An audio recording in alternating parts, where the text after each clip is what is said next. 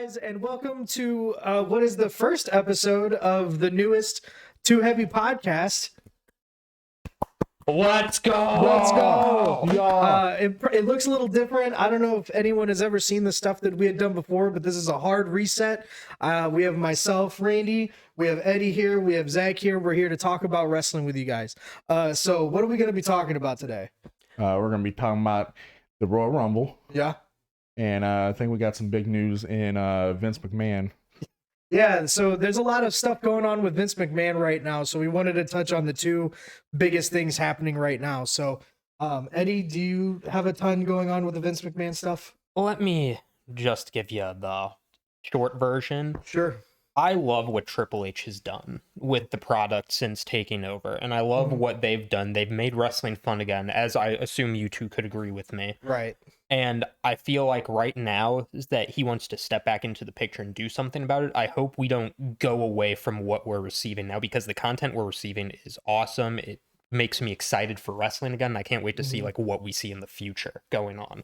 Yeah, I think Triple H being in charge of creative right now has made pretty much everything after SummerSlam just incredibly better. Like, it's the better version of this timeline we were supposed to experience. What do you think, Zach?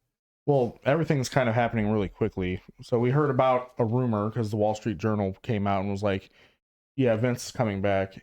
And then the next day it was, oh, Vince is back. And now just minutes before we started this episode, CNBC the news is came out saying that the sale process is starting because they hired JP Morgan to facilitate the sales process. It's crazy because in like a 3 days, right? Like a 72-hour window, there was a rumor that Vince was going to come back, and then all of a sudden he is back, and he brought back two people that he previously fired. Yep. Right, the two and people made two people leave that were leading the investigation on him. Yeah, well, the two people. So he came back with two other people, and they were people that he fired. Before, and now they're all back on the board, and now they're trying to do stuff. There was like an all hands on deck emergency meeting yesterday that took place with the board of directors, and they made a point to be like, hey, day-to-day operations is normal. Steph, you're still where you're at.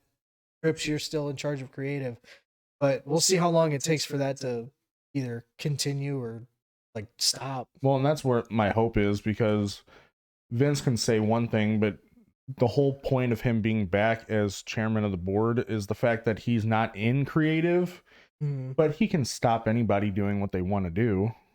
If he doesn't like somebody, he can say no to the decision still and not be a part of the creative team. Which is what we don't want. Yeah, I think Triple H has enough of a backbone to not let Vince But in a business sense, does that matter anymore? Having a backbone and being pissed off about it isn't going to help. Well, I know the biggest thing that Vince was like pigeonholing was the TV deals. Vince said, I, as majority shareholder, will not sign off on any TV deals unless you put me back on the board. That was like his. But then does he use that to hold the company hostage even during creative moments? That's during creative moments. I don't know. I feel like I would like to think that he trusts his own son-in-law enough to keep that, but I mean, only time will He tell. didn't while he was in the company. Well, yeah. Does he have to like get in on everything? Like, my problem with what we've seen is, since the big thing that I noticed when Vince was in power, random tag teams.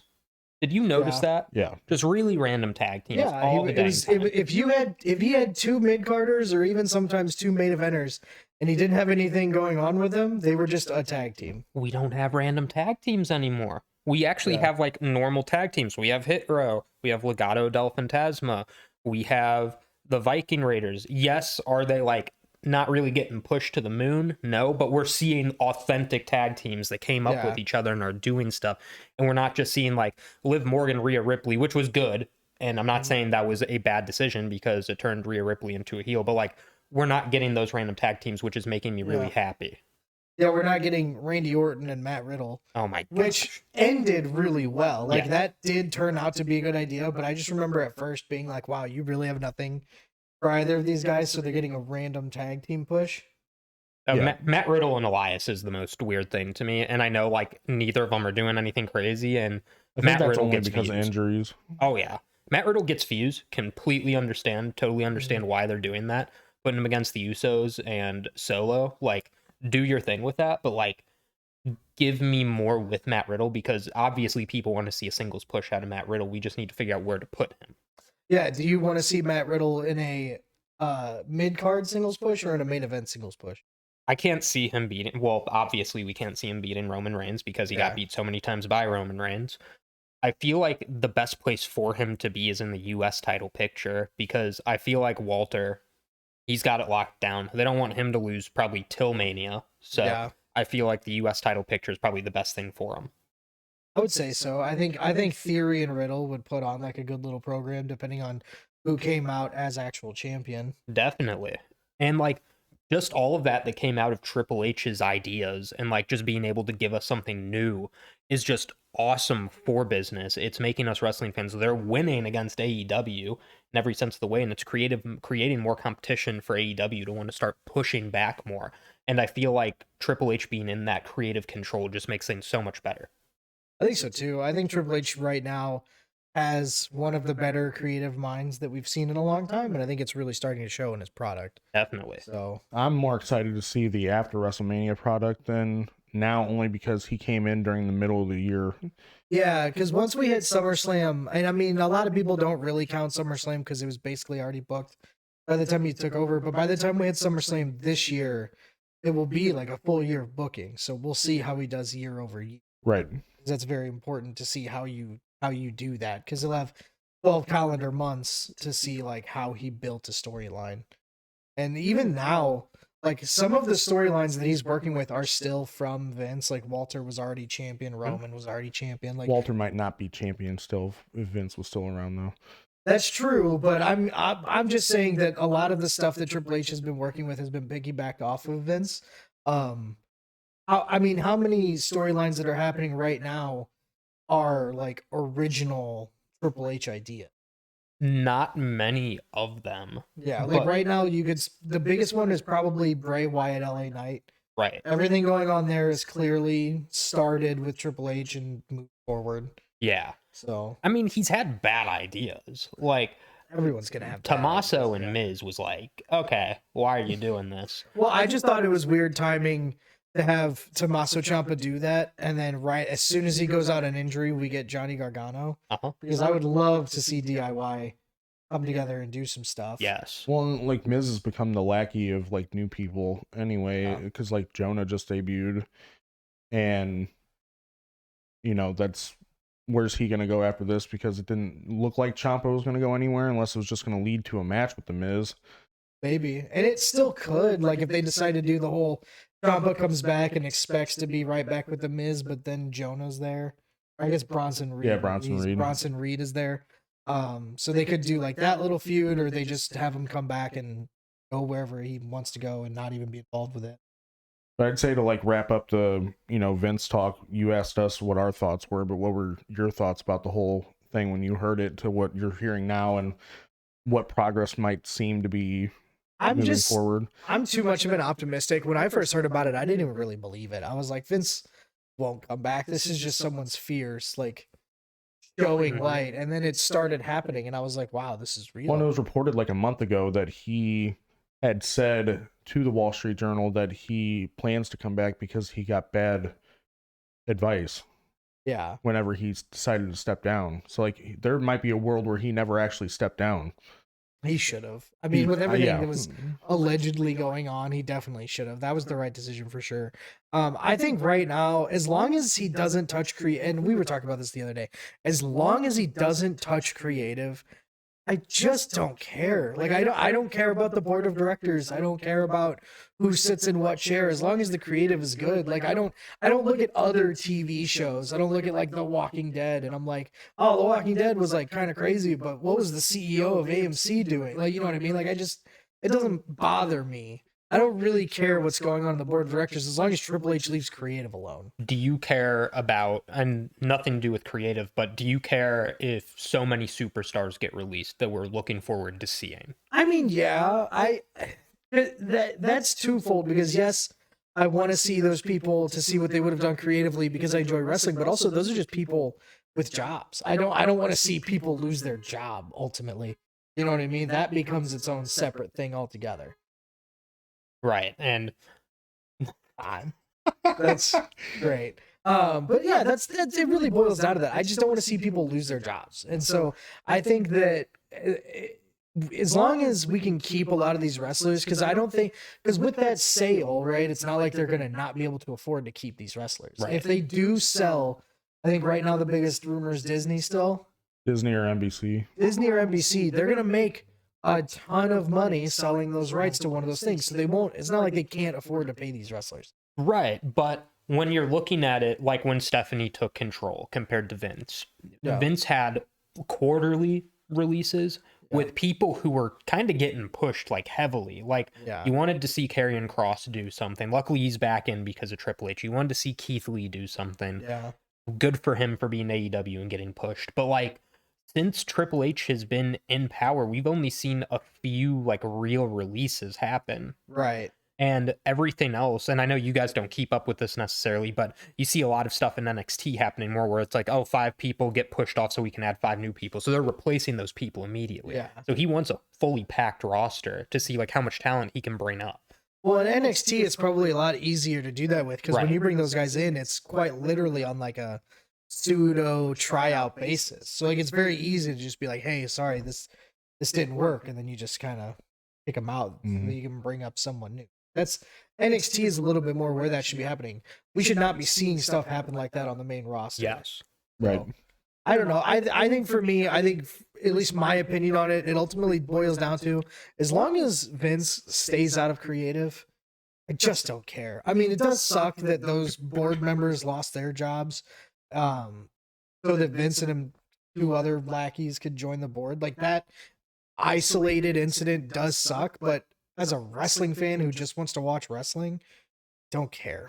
So then at this point, the sale goes through and NBC or Disney gets it, like whoever gets it at this point. Yeah. Do you think companies are stupid enough to then redo the whole management team? Or do you think they keep things that they are based off of who is in their current roles right now? When you say management team, do you mean like the board of directors or do you mean like the like show level management team? As of like Triple H, Stephanie, writers. Nick Khan.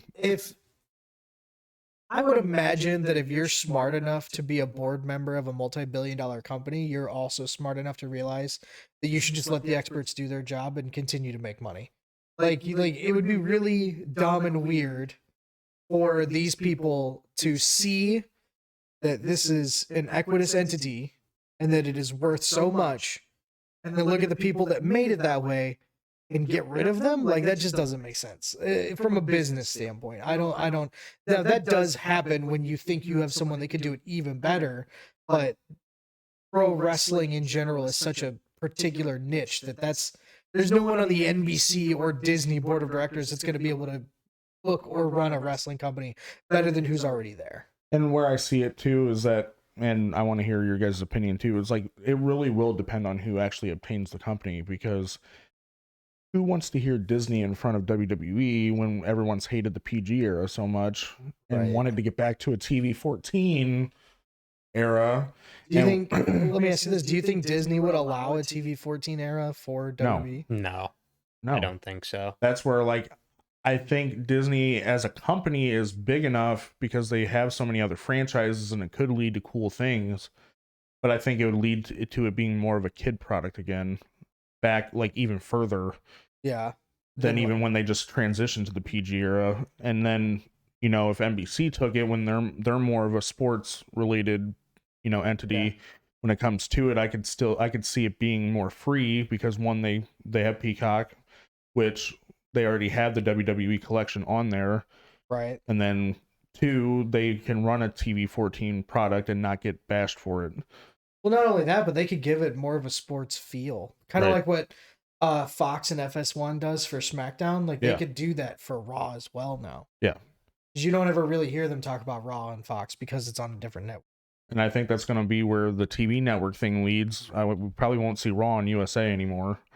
It'll probably move to NBC, yeah. Yeah, I think both shows will move to an NBC product, and then it will be tied in with all the other sports that are in the NBC lineup.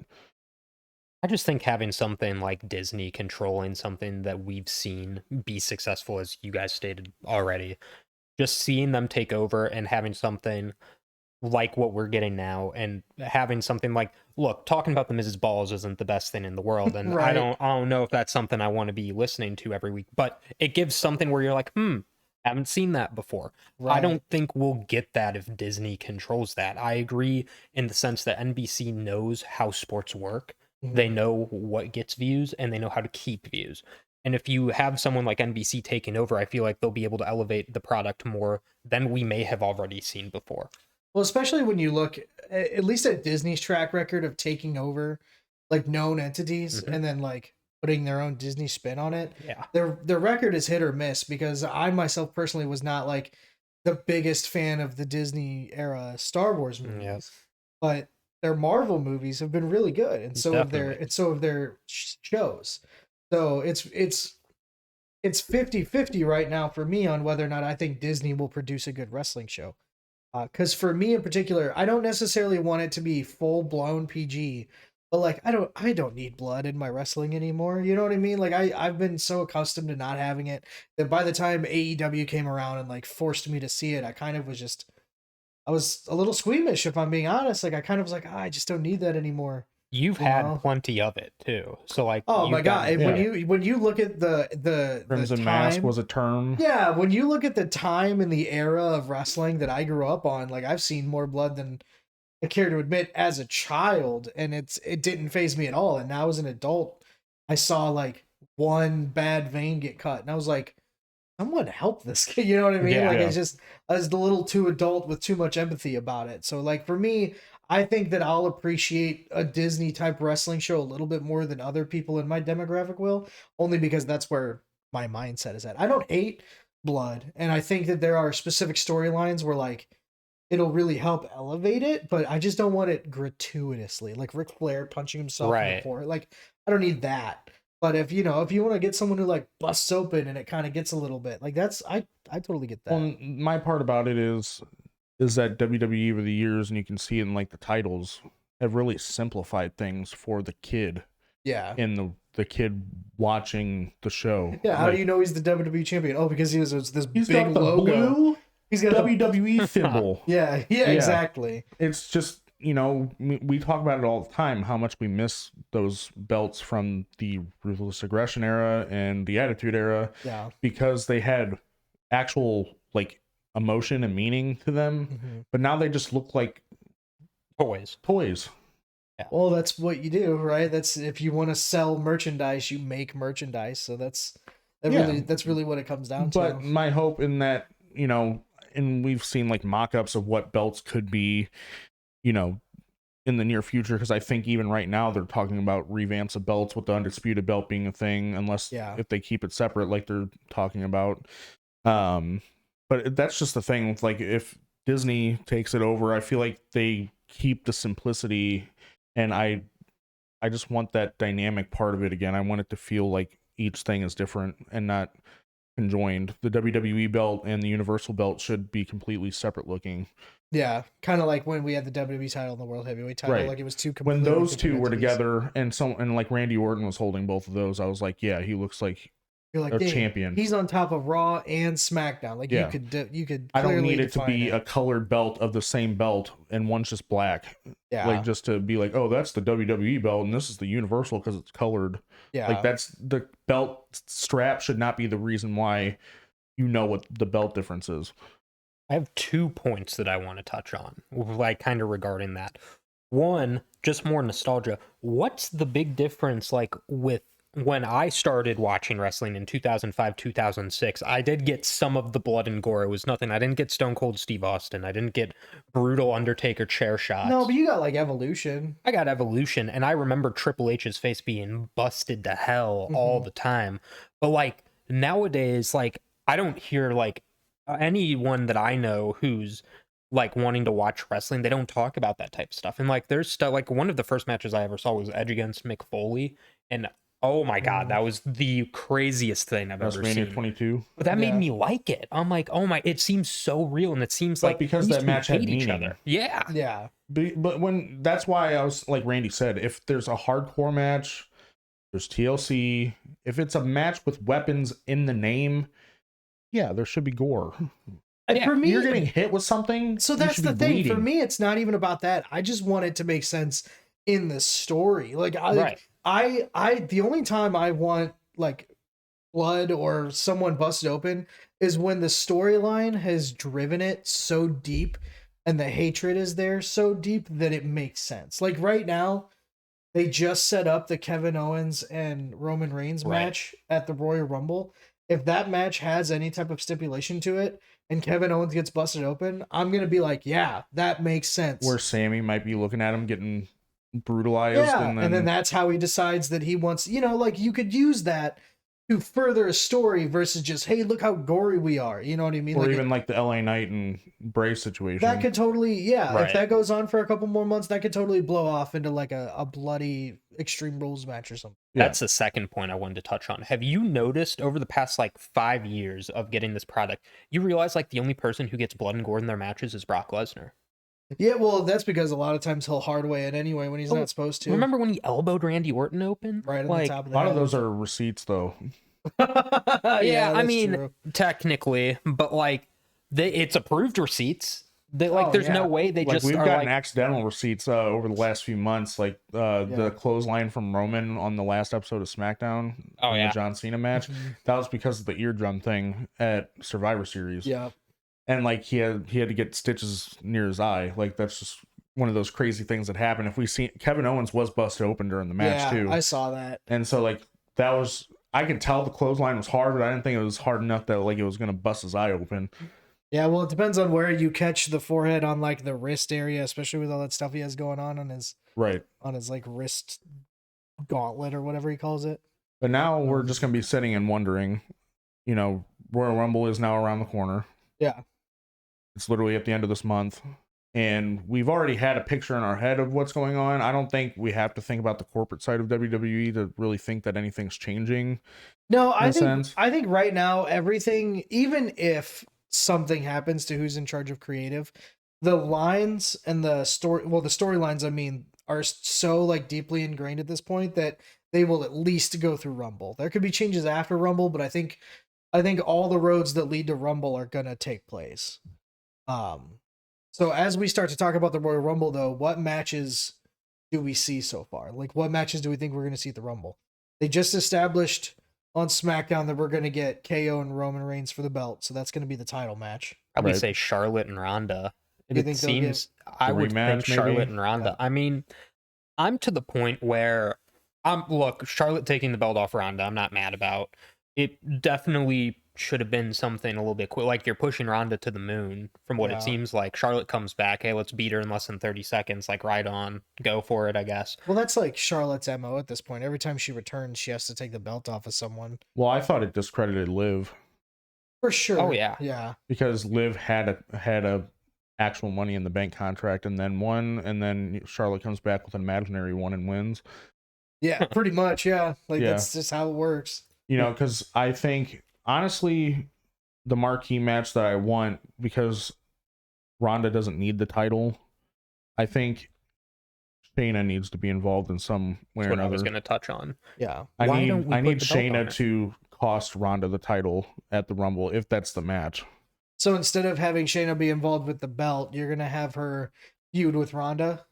Because she already kind of wanted her to not verse Charlotte. Yeah, we did see that. I think that threw kind of some sparkle into that, because I think that was leading towards something. Because now if there's a rematch, I think it's going to be Ronda's about to win and Shayna just like, nah, you shouldn't be champion. Right.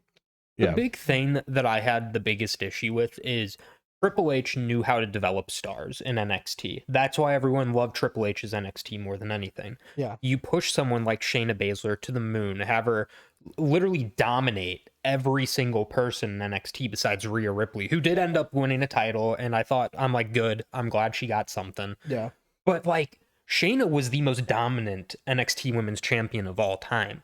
Why not, like, people are making her look so weak on the main roster. Like, she isn't an MMA fighter who's like literally trained to kill people and is actually really good at wrestling. Why not give her the title? Well, I think up until now, up until like the last 5 or 6 months or however long Triple H has had creative, that was what Vince was doing with a lot of those NXT guys. Vince would call up an NXT guy and just bury him right into the mid card and then see how it goes. You know, it was only a few handful early on that really kind of pushed past that. You know, like if you were in NXT in like 2015, 2016, maybe early 2017, when you got to the main roster, you were fine. You had your Kevin Owens, your Sami Zayn, even Samoa Joe to an extent had those like main event matches. Prototypes. And, you know, like, yeah, all those guys. But then you have Ricochet who came up and had a couple decent mid card pushes, but where a really lot of these hasn't- guys are getting revived now. Yeah, like Vince is or Triple H is just now taking the time to like fix a lot of these guys from when they came up. I mean, the Ascension. I mean, what happened to the Ascension when they got called up? They became like the laughing stock for legends to beat up. Yeah. You know, These giant dudes who are losing to like, oh my God, I forgot. It's not Lucha House Party, but it was the Lucha Dragons. Three the MB. Lucha Dragons. There we go. Yeah. Well, did they lose to 3MB? Did they actually? I didn't know that. I'm not sure, but it sounds right for That sounds so time. dumb. First off, you leave 3MB alone. They shouldn't be losing to 3MB.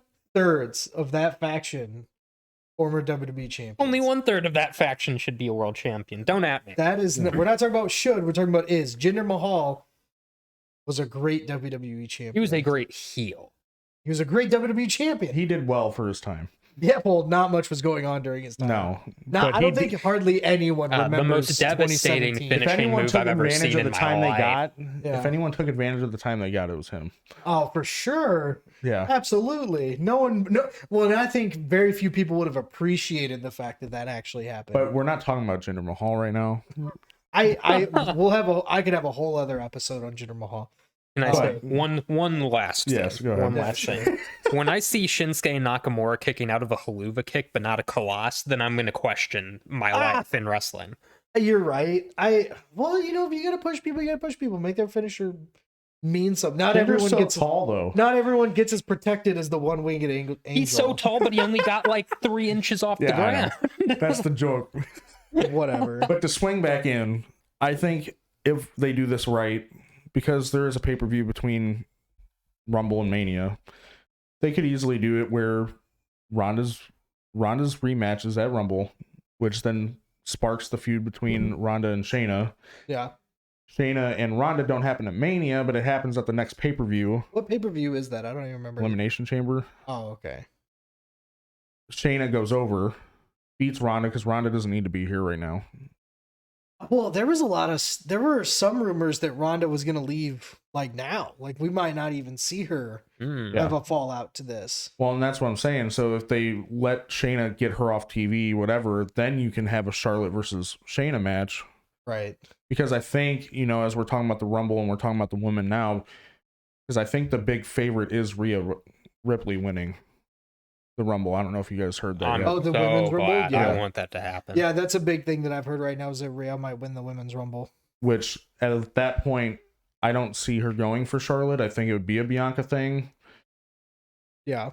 And so I could see it being Shayna versus Charlotte and Rhea versus Bianca at Mania. That's a big 2 women's title match I could see going into Mania. Okay, so then so if that's what the Raw and SmackDown women's titles are going to be, so we know Roman is facing Kevin at the Rumble. Roman's winning probably. Do we think Kevin is going to win that match? No. Okay, so assume Roman wins that match and goes to Mania. I'm going with my theory of what's happening during that show. Which is? Well, so one stupid thing is that a Rumble poster came out, and the Rumble poster has Cody Rhodes on it. I did see that poster. And there's also lightning in the background. What does the lightning mean? The most electrifying man in sports entertainment. Yeah, whatever. We'll see. Okay, but I'm going with my theory that Cody Rhodes wins the Rumble. Yeah.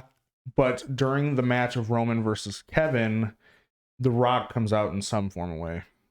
For or against Roman? Against Roman. Okay. Yeah, there's no other way to put I couldn't see them teaming up. I also could see the swerve of Sammy though at that point too, because I think Roman beats Kevin down so bad that Sammy gets all flustered, but it's the bloodline going against both of them at the same time.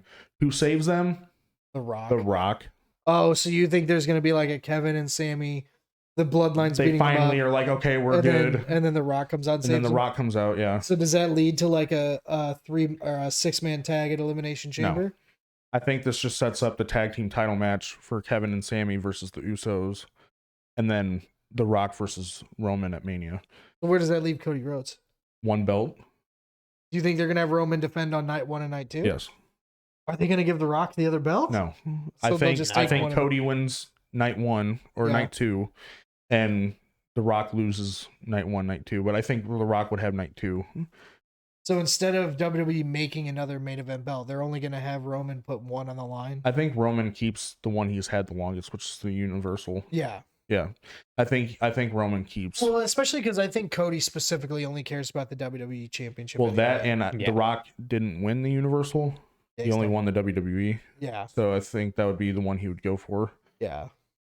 So I think if they do the night 1, night 2 thing, there's a lot of directions you could go, because the other big thing is you have Sammy, not necessarily. I don't even think they would have Sammy win the Rumble per se, but a lot of people want Sammy to take a belt or the belts off of Roman at Mania. That's like another big thing.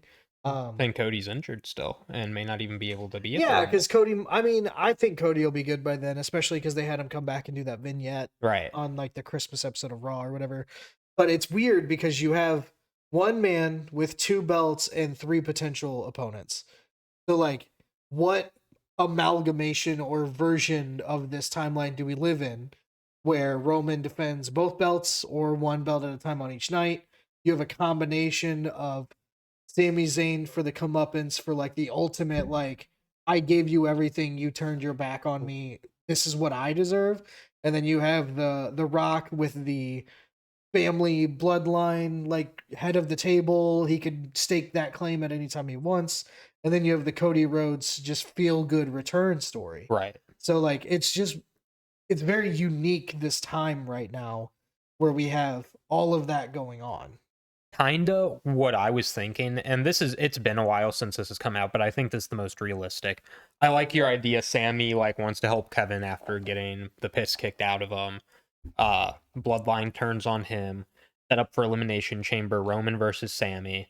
I think Cody would probably, if he's in the Rumble, I think he's winning the Rumble. I would think that's the most realistic thing. I think if Cody wins it, or if Cody's in it, he'll win it. There's no reason to bring it back unless they do that. They somehow set up an angle with The Rock.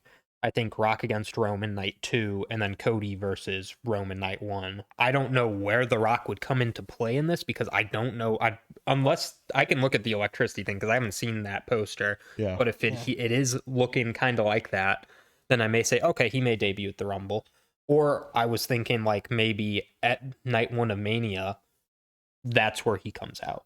Because I feel like that'd be pretty realistic. I mean, put him on Mania, you're going to hear dirt. Like Roman doesn't have a match for night 1 and he comes out? He has a match against Cody. Cody takes the belt off him. He's pissed off, notably, like, to end the show. Yeah. Rock comes out. Some type of deal. And then that sets up for night 2. The thing about it, though, is when you look at Roman and The Rock, and you look at not only just what that match is, but why it would take place, that match doesn't even need the belts. No. You know what I mean? It doesn't. But it cements Roman's championship legacy. Yeah, like he beat The Rock for a belt now, you know, like that. But it's also at WrestleMania Hollywood. Yeah, so we'll see. I think it only culminates because I think Roman's on his way out for a little bit too. After this WrestleMania, he does want to take a break. He's already been on a limited schedule, and I think after this Mania, he probably won't keep the Universal title much longer. So he would be without both belts at that point, because I think all the Bloodline's going to technically lose. Do you think the Bloodline will just disperse after WrestleMania? I don't think they'll disperse, but I think they'll be gone. That was another thing I wanted to add. Kevin Owens and Sammy versus the Usos for the belts. Yeah. That was what I was adding up. That's another big thing. Yeah, for sure. That's what I was saying would get set up with that whole Rock return to save them two, would then solidify all 3 of those or all 2 of those matches. Of everything that is most likely to happen, it's that tag team match at WrestleMania where Kevin and Sammy take the belts. Because Kevin's not going to not be on Mania in a title match at this point. Oh, for sure. Yeah, no, I think at WrestleMania, Kevin and Sami will end up taking the belts. Realistically. Yeah. So we just have to see between now and Rumble and Mania, like how that comes to take place. So we just have to see that. Definitely. Kind of something I've been seeing. So I've seen dirt sheets say Judgment Day is going to SmackDown. Okay. They want Rey Mysterio. They want him bad, essentially. Yeah, well, yeah, because they keep doing those like vignettes at his house. Right. Yeah. And this is something that I thought would be cool. You have Karrion Kross trying to like destroy Rey Mysterio. Because that's like they still have that storyline going on, don't they? Yes. Yeah. And he hasn't even gotten his hands on Rey Mysterio yet. He's just playing mind games. I think what would be cool and what I think would be a really nice match, you have crossfire between Karrion Kross and Judgment Day trying to like get to Rey Mysterio and have a buildup of Karrion Kross versus Finn Balor. I think that'd be pretty cool because you've already had Karrion Kross versus Finn Balor for the NXT title in NXT. Karrion Kross kind of whooped him. Finn Balor didn't have boys behind him, like ready to fight and scrap. And I feel like you have someone like Damian Priest defending him. It's a pretty fair shot that he could win. Well, especially now that they have Dominic Mysterio, who's done hard time. Oh yeah, in the clank. Yeah, and he's a changed man. I do love that that's the storyline they're going with. He spent what was probably less than 24 hours in like a sheriff's department jail cell. Yeah. But instead they're pushing, because I don't know if you guys saw, he had that teardrop. Yeah. He had that teardrop, like he did hard time in a like I love that they're pushing that so hard, because there is a part of me that does love and appreciate what Dominic Mysterio is doing. Because there's a lot of people that are kind of like disliking it, and he's not good at promos or whatever, but like really he is. Like if you, for the niche that he's trying to fit into, which is like Weasel, he's really coming along. He gives me little bitch energy, which like it's working. I'm pissed off that he's even on my screen. Yeah, every time he's on screen and opens his mouth and talks more and more about like tough this or hard times that, I'm just like, shut up. He's gonna come in 3 inches taller, 40 more pounds of muscle. Next straw we see him on. Even more like tats, just swole. Yeah, exactly. But like, yeah, I really appreciate what's going on with Dominic, with everything with Judgment Day, which is good, because I didn't appreciate the Judgment Day initially. I didn't appreciate them kicking Edge out, because it seemed like, I think it just turned off. But yeah, I didn't appreciate them kicking Edge out like that. So as we finish out the Rumble, so ultimately, is it Cody Rhodes? Is Cody Rhodes going to win the men's Rumble? I think it's the most realistic thing to happen. I don't know who would beat him out for the Rumble. Either. I mean, Sami Zayn is the only other one, or The Rock. Those are like, again, the three that might take Roman at Mania. Right. If Sami doesn't go for the tag team, which he likely will, it's either going to be Rock or Cody. And at this point, it to be or The Rock just comes back and wins the Rumble. Yeah, it just pulls a Batista. Yeah. It has to be Cody to me. Like, I don't see any way around it. Yeah. So we got Rhea winning the women's Rumble. We got Cody winning the men's Rumble. Roman going over on Kevin Owens, and then everything of those things leading into WrestleMania. Well, and then my final prediction for the Rumble to set up the IC title match for Mania is I do think we're getting a Walter and Brock. I think that would be really cool. Do we actually think that's going to happen? Brock's never held a mid-card belt. He's only been WWE or Universal He Champion. has personally said he wants a match. They're pushing with Walter. Braun like Braun's going to win the belt. They're pushing that. I mean, I'd watch that triple threat. Brock, Braun, and Walter for the Intercontinental title. Or the Elimination Chamber matches that they're setting up. But you're giving us mid-card Elimination Chamber matches? I pray. That would be awesome. Oh my God, I love that so much. Well, we'll talk about the Elimination Chamber more after the Rumble when that happens. Right. So all right, any final thoughts coming out of this before we jump out of here, fellas? I'm excited for the Rumble. This is the first Rumble where I'm like actually like on the edge of my seat wanting something really, really cool to get built up. And if The Rock does come back, great for business. It'll push a lot more people to keep watching, and I think wrestling's just going to keep getting better and better. I think so too. Zach? Pretty much everything Eddie just said. I like the fact that we kind of can tell who's going to win the Rumble, but it doesn't state what's going to happen after that. Right.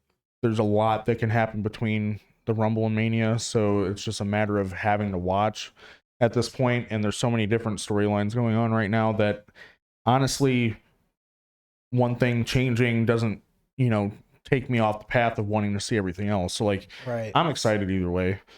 Yeah, I think this is going to be a really good road to WrestleMania season, and I really hope that the fallout also lives up to that same expectation, as long as Vince keeps his hands off of everything. Yes. Stay away. Yeah. All right, well, thanks for joining us, guys. Keep listening in, keep watching us. We're going to do this once a week. We're going to try to get these out every week. We haven't decided yet. There's a chance we're going to do a Royal Rumble watch along. I think we're still discussing that idea. So keep listening in every week. Zach, what socials are we on? Right now, we'll be on pretty much everything: YouTube, Instagram, Twitter, TikTok, pretty much all of those, Facebook. So follow us along on there. They'll be linked down in the description.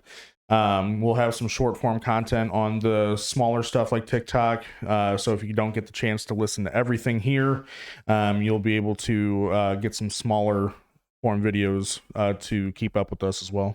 Perfect. And just to make sure we're just like every other content creator ever, leave it down in the comments. What do you think is going to happen for the Rumble? What do you think is going to happen through WrestleMania? What do you think is going to happen with Vince? Let us know, and we'll probably talk about it in a future episode. But until then, we've been Too Heavy. Thanks for listening. Thanks for watching.